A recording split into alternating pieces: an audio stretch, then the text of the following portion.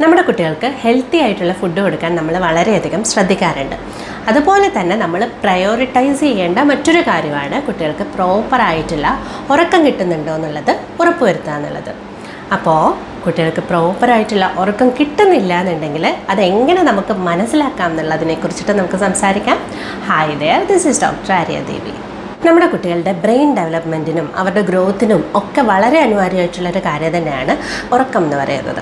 അപ്പോൾ അവർക്ക് പ്രോപ്പറായിട്ടുള്ളൊരു ഉറക്കം കിട്ടിയിട്ടില്ലെങ്കിൽ ഉറപ്പായിട്ടും അവർക്ക് പുതിയ പുതിയ കാര്യങ്ങൾ മനസ്സിലാക്കാനും അല്ലെങ്കിൽ കാര്യങ്ങളിൽ ഫോക്കസ് ചെയ്യാനും ഒക്കെ ബുദ്ധിമുട്ട് അനുഭവപ്പെടാം.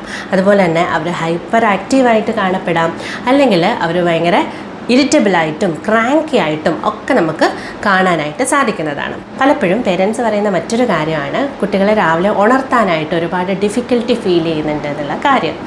അപ്പോൾ ഒരു പക്ഷേ അവർക്ക് പ്രോപ്പറായിട്ടുള്ളൊരു ഉറക്കം കിട്ടിയില്ലെങ്കിൽ കൂടെ ഈ ഒരു പ്രശ്നം ഉണ്ടാവാം. അതിനോടൊപ്പം തന്നെ രാവിലെ അവർ എണീക്കുമ്പോൾ തന്നെ ഒരുപാട് ടയേർഡായിട്ട് ഫീൽ ചെയ്യുക, അല്ലെങ്കിൽ സ്കൂളിൽ പോകുന്ന വഴിക്ക് ബസ്സിലൊക്കെ ഇരുന്ന് ഉറങ്ങുക, അതുപോലെ തന്നെ സ്കൂളിലിരുന്ന് ഉറങ്ങുക, ഇങ്ങനെയുള്ള പ്രശ്നങ്ങളൊക്കെ നമുക്കിതിനോടൊപ്പം തന്നെ കാണാനായിട്ട് സാധിക്കും. കുട്ടികൾ നിരന്തരമായിട്ട് കണ്ണ് തിരുമുക, ഇടയ്ക്കിടയ്ക്ക് കോട്ടോ ഇടുക, ഇങ്ങനെയൊക്കെയുള്ള കാര്യങ്ങൾ നമ്മുടെ ശ്രദ്ധയിൽപ്പെട്ട് കഴിഞ്ഞാൽ അവരുടെ ഉറക്കം ക്ലിയർ ആണോ എന്നുള്ളത് നമ്മൾ ഉറപ്പുവരുത്തേണ്ടത് വളരെ അത്യാവശ്യം തന്നെയാണ്.